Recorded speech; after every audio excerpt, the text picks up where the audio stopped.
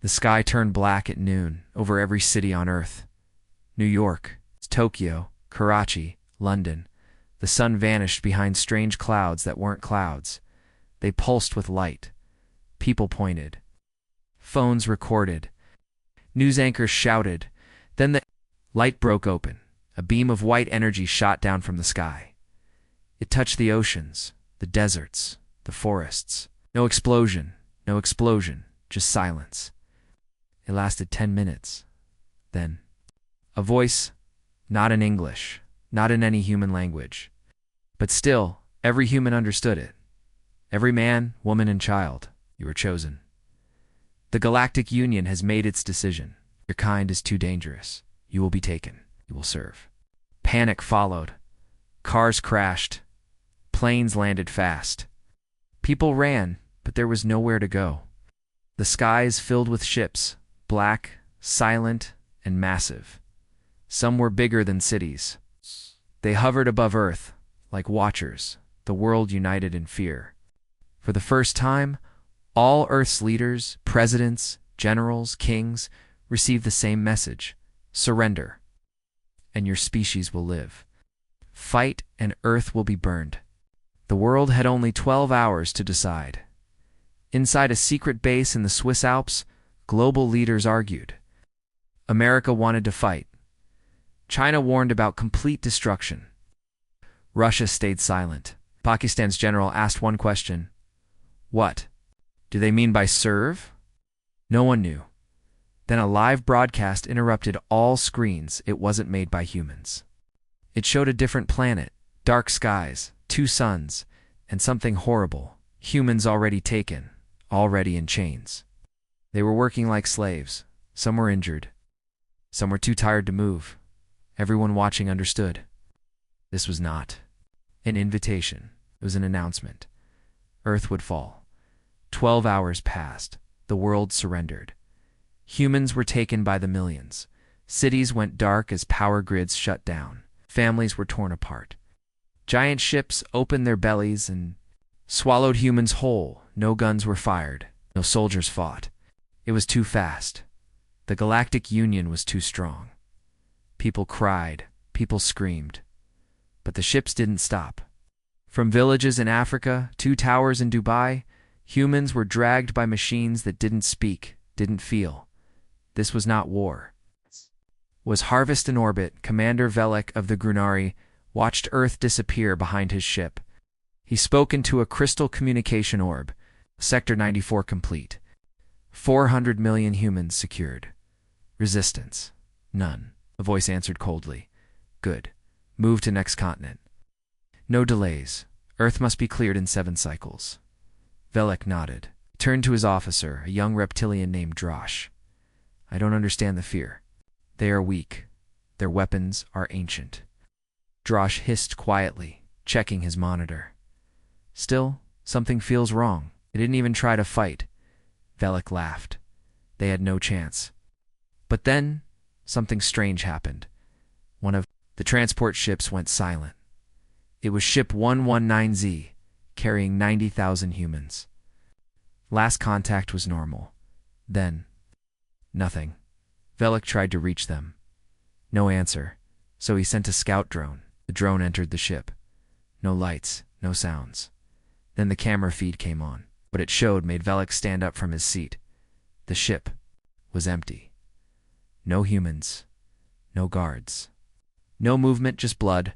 Walls scratched, steel bent, alien armor torn apart. But no bodies. The drone moved deeper. Symbols were painted in red human blood. Words written by hand.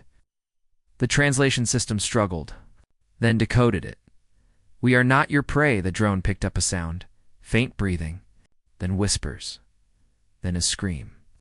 The video cut to black. Velek froze. What is this? He asked. No one answered. Then came the sound from the drone speaker. We are awake now. The voice was human, and it was angry. Back on Earth, deep in the Amazon, a small group of humans had escaped. Among them was a scientist, an ex-soldier, and a 10-year-old boy. They listened to old military radios, hiding under trees, eating bugs, surviving. Suddenly, the radio came alive. A human voice, calm and slow, spoke on every frequency. This is not the end of us. You thought we would break, but we are learning. Fast? You wanted slaves? You created something worse. We are coming. The Galactic Union did not understand fear. Not yet, but they were about to. Commander, Velek couldn't sleep. Ship 119Z had gone dark. It was supposed to arrive at Station Backer 7 with 90,000 human slaves. Instead, it floated in deep space, silent like a grave. Velek sent a rescue team, trained hunters, elite. They entered the ship with strong armor, weapons ready, and cameras on. He watched the feed from his command deck. The inside of the ship was dark. Walls were burned, some doors were melted. One hunter touched the floor. It was sticky. Blood, he said, but no bodies. What happened here? Velek asked. The hunters moved deeper. The alien pilots were found. Dead, eyes open, frozen in fear. No wounds, just fear.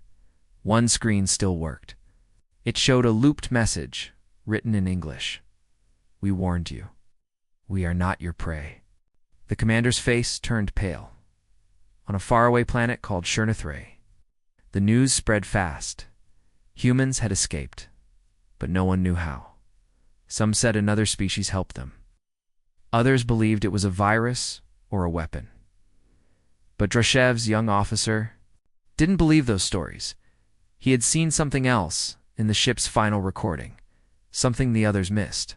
A human shadow, moving fast, too fast, not running, almost, floating.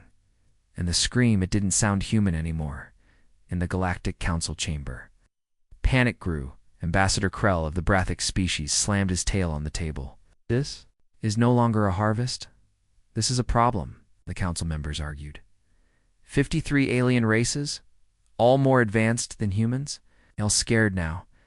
They had taken many species in the past, peaceful ones, wild ones, even violent ones. But never had this happened. Humans were disappearing from ships. Whole transports gone. In just days, 7 ships vanished. No distress calls. No signs. Just silence. And one repeating message, you've brought this on yourselves. On a mining colony named Votraxix, 2,000 humans were used for hard labor. They wore shock collars. They slept in cages. One night, all the collars turned off. No alarms. No fights. No guards left alive. By the morning, the humans were gone. Only a message was scratched into the control panel. Thank you for the lessons. Alien workers called it magic, but the humans were using their own systems, learning the tech, reading the codes, understanding faster than any species had ever done before. Back on the command ship, Velek met with his crew. We need to stop them, he said. Before they become a threat? Drosh shook his head. They already are, whispered. The room went quiet. On Earth, the last remaining humans, hidden in forests, caves, deserts, had heard the new voice. A leader, unknown, powerful, human, but not the same anymore. They called him Ash. No one knew his real name. Some said he was taken, tortured, and left for dead. But he came back, ... different, smarter, stronger. Focused, he spoke only through alien signals. His message, we are scattered, but we are not broken. They see us as tools, slaves, creatures. We will show them what humans become when pushed into darkness. In the next solar cycle, a message was sent to every Galactic Union ship. It wasn't in code. It was plain human English. We are inside your systems now. We know your roots, your weapons, your weaknesses. You wanted obedience. Instead, you gave us unity. Now, we return the favor. Some alien commanders laughed. Then, one by one, their screens turned black. Engines failed. Lights blinked. Ships spun out of control. No explosions. No attackers. Just humans, already inside. One alien ship tried to escape. It jumped to hyperspace, but the moment it reappeared, a human voice whispered through the speakers. Running doesn't help. The ship's lights exploded. Its engines melted. The crew vanished, not dead, just gone. On the council's home, planet panic became fear. Ambassador Sori of the Mindari stood and said, "We enslaved them because they were primitive." But maybe that was their mask. No one replied, because deep down, they all had the same thought. What if we woke? Something ancient and angry? The Galactic Union called them ghosts. They weren't soldiers. They didn't wear armor. They didn't carry guns. But alien commanders kept dying. Ships vanished. Bases went dark. And not one alien had seen a single human coming. On planet Corval 9. A mining facility operated day and night. Thousands of human slaves worked under guard, watched by drones, tracked by callers. One morning, the machines stopped. Lights turned red. Doors locked from the inside. Guards tried to call for help, but their comms were dead. Inside the control room, a single word appeared on every screen: observe. The aliens screamed as their own machines turned against them. Doors crushed them. Lasers burned only alien targets. The humans simply stood and watched. No one escaped. When a rescue team arrived 9 hours later, they found the base empty, except for a message scratched into the metal floor. "We are not rising. We are already here, in the deepest corners of space." Hidden stations picked up strange signals. They were old Earth signals, old radio waves. Morse code, wartime frequencies, but behind the static was something else. Pattern. Alien cryptographers studied it. It wasn't just communication, it was coordination. The humans were speaking across galaxies. Without any central leader, as if their minds were linked, Commander Velek held a secret meeting on his warship. His officer Drosh played the recording from Corval 9. Silent machines. Empty corridors. Alien screams. Then, a human voice, cold and calm. "Your tools are now ours. We are the virus inside your walls. Your strength became our training." Velek clenched his fist. "We need to destroy them all. Burn every planet where they hide." But Drosh said nothing, because deep down, he feared. It was too late. Some aliens still believed humans could be controlled, so the Union sent a special team, the Varn Hunters, to a prison colony on planet Dregnafor, where 6,000 humans were kept under extreme guard. The hunters arrived at night. By morning, only static came from the base. A scout drone was sent. Inside, it saw cages wide open. Guards dead. But no human bodies. Instead, all walls were covered in drawings, thousands of them, of stars, ship schematics, alien languages.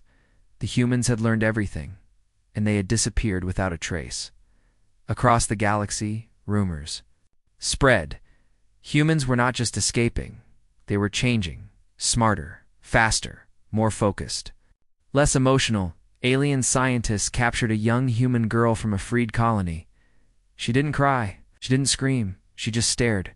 When they scanned her brain, they found something impossible, a neural structure more advanced than any species, even the Council's oldest race.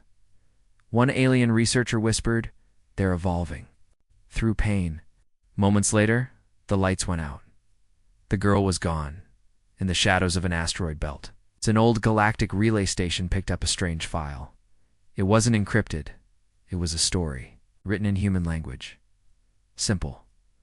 Cold. It told the story of a child watching her father die in chains.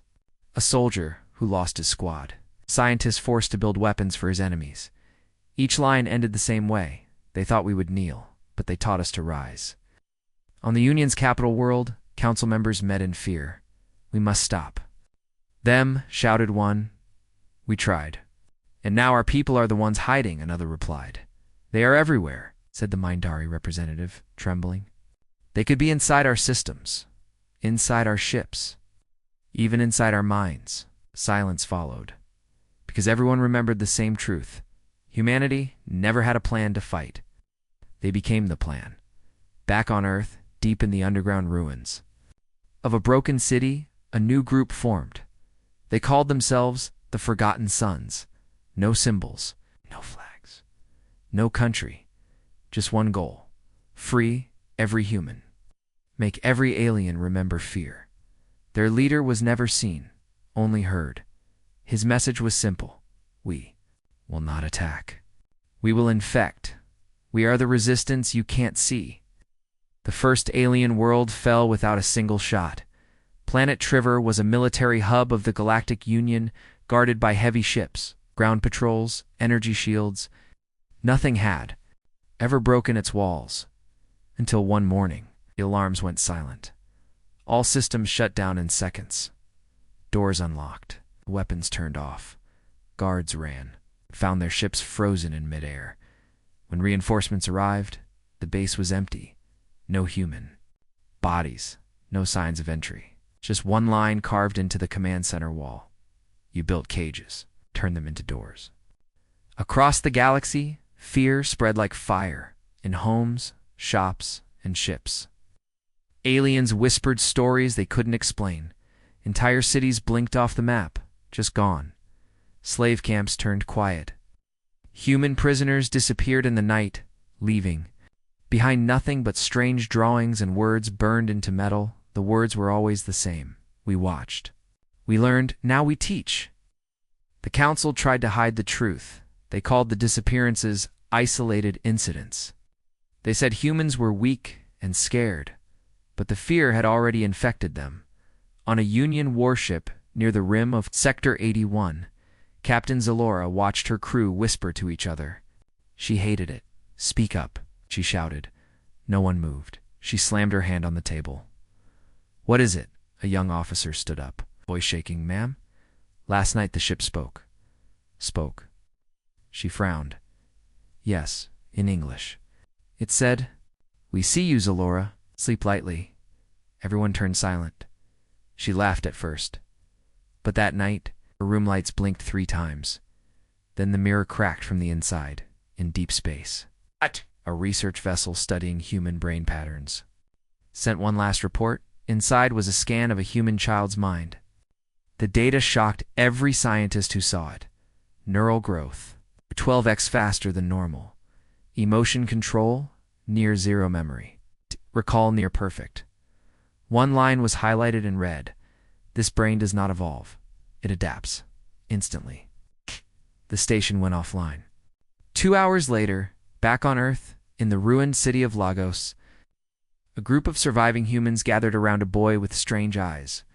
He stared at the night sky, blinking fast, as if listening to something far away. Then he said quietly, "Trevor has fallen. More will follow." The others looked at him. "How do you know?" He smiled. "I saw it." He had never left Earth. Across 7 different planets, Union soldiers began to refuse orders. "We won't guard human camps anymore." "Why? We're tired." But truth was, they were scared.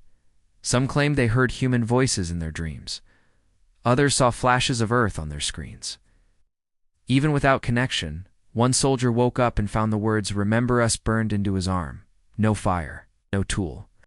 Just skin changed from the inside. In a dark council chamber, the ambassador of the Creole species shouted, "They are becoming ghosts in our systems.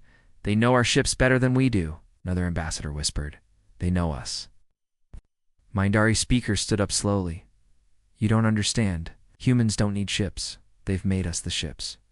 Silence filled the room, because they all had the same fear.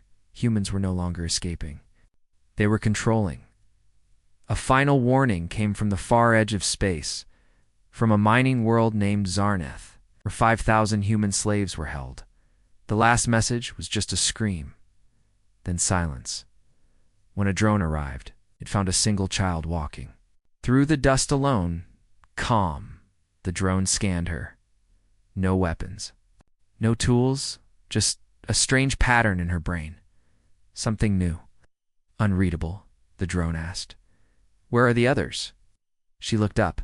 They're already where they need to be. Then she lifted her hand, and the drone shut down. Back in the council chambers, one alien leader stood. His hands shook. We need peace. Talk to the humans. Offer freedom. Offer anything. But the reply came not from another council member. It came from the speaker system itself.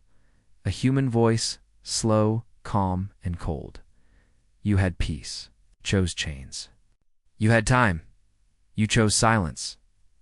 Now we choose. The screen turned black. No signal. No trace. Just the echo of a truth too late to stop.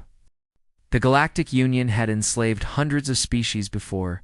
Some had claws, some had venom, some had minds that could bend machines. But none were like the humans. They were different. And now, the Union asked one question again and again. What did we create? It's on a high-security lab planet named Threxos. 7. Alien scientists studied a captured human boy. He was 13, quiet, calm. He didn't cry, didn't beg. He just watched. They scanned his body, nothing special, no weapons, no implants.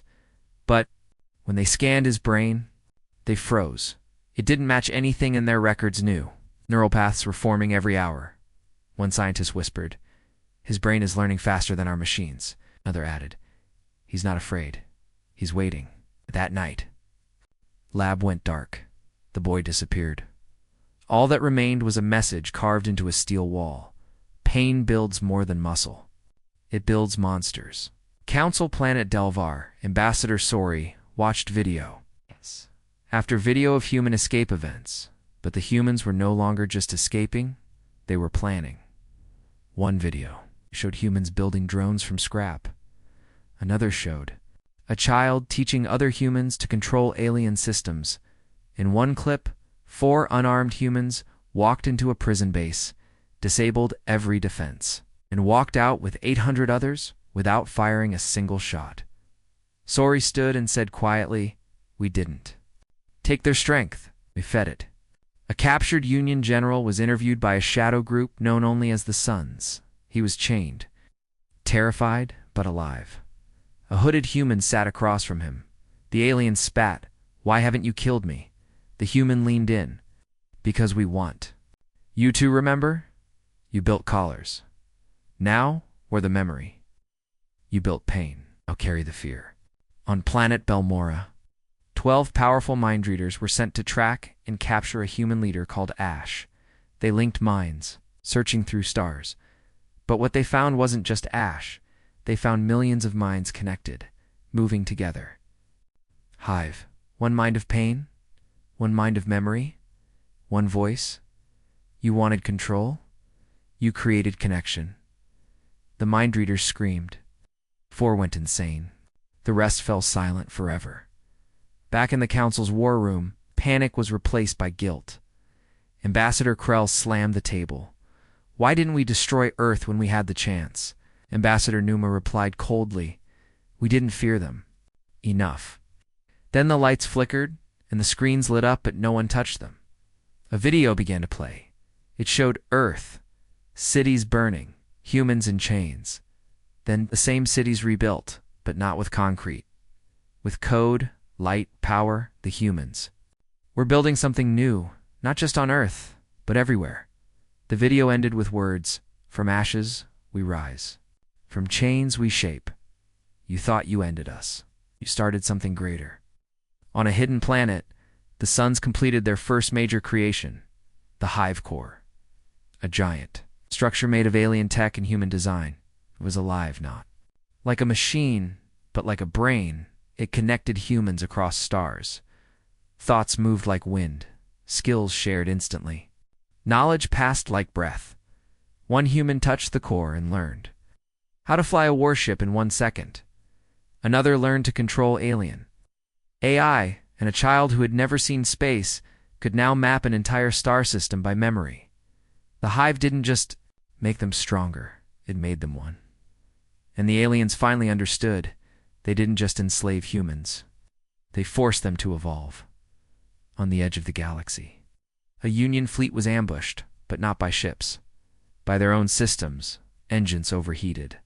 Shields dropped. Targeting systems went blind. Then thousands of human ships appeared, small, fast, silent, no warning, no mercy. and no communication. Just one message appeared on every alien screen. You fed the fire, now burn with it. In Council Hall, silence ruled. Every leader had one thought. We didn't fear humans when they were many. Now they are one, and they are becoming something new. The Galactic Union had ruled for 10,000 years, 53. Powerful species, thousands. Of ships, millions of soldiers, and in just 20 cycles, it all began to fall. Not from war, but from fear. On planet Thelini. The lights went out across the sky. No ships, no energy, no sound. When Union forces checked the power grid, they found nothing broken, nothing destroyed. Just one thing, the core. Controls had been rewritten by humans. A message blinked on the main console. We don't need to fight you. Let your systems forget you exist. The planet's population began to panic. No water. No air control. No power for weapons. 3 days later, while alien leaders vanished, no trace, just silence. Across 7 star systems, the same thing happened. Ships turned into tombs, cities into empty shells. Aliens ran, but ran where? Even when they reached safety, their ships stopped working after a few hours. The hive was already inside everything. On the great world of Galtor, where the Union's elite lived, soldiers began deserting. General Hovek, a famous war hero, stood. Before his troops, "We are not losing a war," he shouted. "We're losing our minds." One soldier raised a shaking hand. "Sir, last night my daughter spoke in her sleep. And, she said ... The humans are watching through the walls." The general laughed, nervously. Then the lights blinked twice, and all the screens showed one line. "We are behind more than walls. We are behind your thoughts." The Union built a special fortress. In deep space, Fort Nexos, designed to be impenetrable. No outside connections, no signals, only food, weapons, and air. 3,000 soldiers inside. Safe. Until one night. Every door opened at once, and the lights turned red. Then a voice whispered, "From every speaker, you brought us here. Now live with us." Every soldier dropped their weapons. Some screamed, some just sat in corners. None could sleep again. Within 2 days, Fort Nexos sent one final message: "We surrender to the ghosts." Back on Earth, the hive core pulsed with energy. Humans gathered. Around it, young and old, soldiers and engineers, once broken. Now united, Ash stood before the core. His voice echoed across the connected minds. They thought power was strength, but we learned the truth. True power is becoming what they fear. In secret, the remaining alien leaders formed a final group, the Red Council. They wanted to destroy Earth, erase the home of the hive. One last weapon was prepared. A planet killer. A sun dash breaker. It would reach Earth in 6 days, but the humans already knew. 5 days later, the ship carrying the weapon stopped. It didn't explode. It didn't turn back. It just vanished. Later, a scout drone found it. Still floating. Still. Whole, but the inside was frozen like time had stopped. In the captain's hand was a small device. It blinked once every second, and on the screen, "You tried to end us. You ended yourselves." In the deepest sectors of space, even pirates and warlords stopped moving. Human shadows were seen in abandoned stations. Their tech was better, their silence louder, their message always the same: "You made us less human. That was your mistake. Now we don't break, we become." In the end, the strong didn't fall by battles. They fell by doubt, by fear of shadows, by whispers in the dark. On the last functioning council world, a child found a mirror in her room. She looked into it, but the reflection wasn't her. It was a human boy. Watching, he smiled. She screamed. The mirror cracked, and from behind the walls came the sound of a heartbeat, not hers. The Galactic Union had fallen to its knees. One by one, their fleets vanished. One by one, their proudest cities went dark. And now, for the first time in history.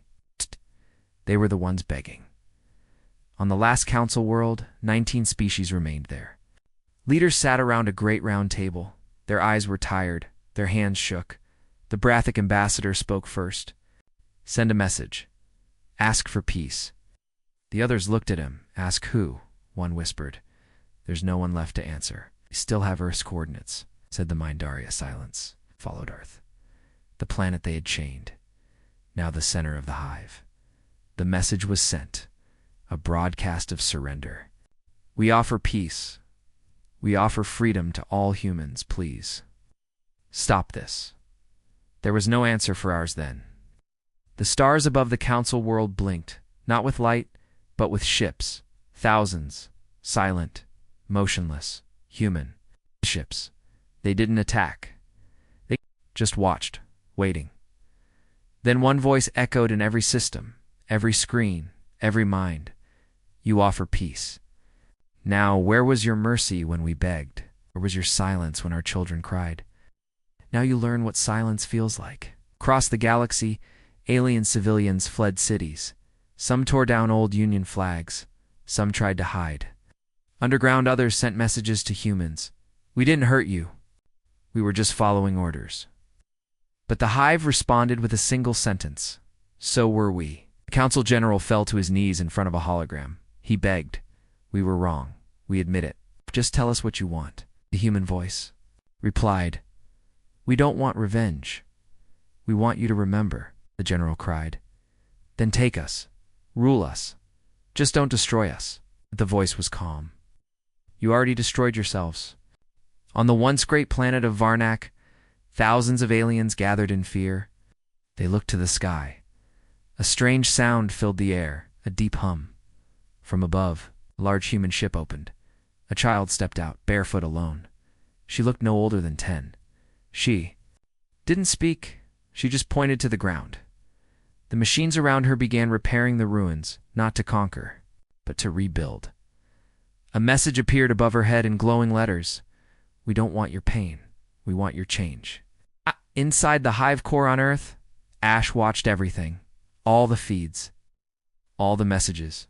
He closed his eyes and spoke. "Beg now. But not because they understand. They beg because they're afraid." A woman beside him whispered, "So, do we destroy them?" Ash shook his head. "No. That would make us like them." He stood before the core. "Let them live, but never forget. Let them rebuild, but never again in silence." The Mindari ambassador was the first to ask, "What do you want us to do?" The hive replied, "Free every species. Burn your chains. Erase your lies. Let the truth live forever." On a planet once used to break human minds, the last alien guards dropped their weapons. Humans walked through the gates, but they didn't kill. They opened the cages, freed the others, and left the guards to watch. One guard asked a human, "Why? Didn't you kill me?" The human replied, "Because now you'll live with the memory." The hive sent one final message to the galaxy. This is not the age of humans. This is the age of memory. Never again shall chains be allowed. Never again shall silence be safe. On the council world, an alien child looked up at the stars and asked her father, "Will they come for us?" He held her hand tightly. "They already did," he whispered, "and they left us a chance." The galaxy was quiet. No war, no ships. Burning in space. No screaming across comms. Just silence. But not peace, because peace must be built. And now, the builders were human. On Earth, the hive core pulsed with calm energy. It had grown not in size, but in reach. Every human, across every world, was linked. No more leaders, no more borders, only purpose, only memory. Ash stood alone at the top. Of the core, watching the stars, so many once belonged to others. Now they watched humanity with fear. And hoped the Galactic Union no longer existed. Its flags were ashes, its armies disbanded, its prisons empty, but the species still lived, and they didn't know what to do next. They asked the same question, across every world. What do the humans want? A message came from Earth.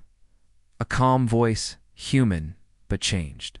Not angry, not cold, just honest. We don't want revenge. We don't want your planets. We don't want your power. We want you to remember. On the old council world, a massive stone was placed in the center square, carved. By humans. Simple. Solid. No gold. No glow. Just words. Here stood those who broke us. Now they kneel beside us. It's not as rulers, but as memory. Across the stars, humans walked into ruined cities. They did not take. They helped rebuild. They didn't rule. They taught. They showed how to live without chains, without silence, without fear. Some aliens cried, some bowed, some stood beside them and whispered, "We're sorry." And the humans simply nodded. The hive grew quieter, not weaker, just softer, no longer a force of war, now a web of watchers, of protectors. When a new colony was found enslaving a weaker race, human drones arrived silently. They shut the systems down. They freed the captives and left behind the same words, "We remember." On the day of the galaxy's new beginning, leaders from every species gathered. No throne, no guards, just a circle, and in the center stood a child, a human girl. She looked at all of them and said, "We were not born to lead you. We were not born to hate you. You woke something inside us, pain, yes, but also truth. We are not your enemies, but we will always be your mirror, because forgetting is how evil returns." At the edge of a quiet world, an old alien walked alone and found something strange, a statue of a human in chains, but the face was calm, proud, not broken. At the base were words in many languages. They tried to break us. Instead, they finished us, and in our ruin, we rose. Not to conquer, but to change everything. In the hive core, Ash stood one last time. He touched the glass wall, and the system whispered, "The galaxy is listening." Closed his eyes and sent out the final message. The price of waking a sleeping species is never knowing if it will go back to sleep. We are not asleep. We are awake. And we will be watching, far from any planet in the cold dark of space. A human beacon floated alone. It played one line every day for any ship that passed. We forgive, but we never forget. So the galaxy moved forward, not ruled by fear, but guarded by memory. Because somewhere out there, humans watched, and behind their calm silence, the stars remembered what happened when they were enslaved, and what happened when they rose.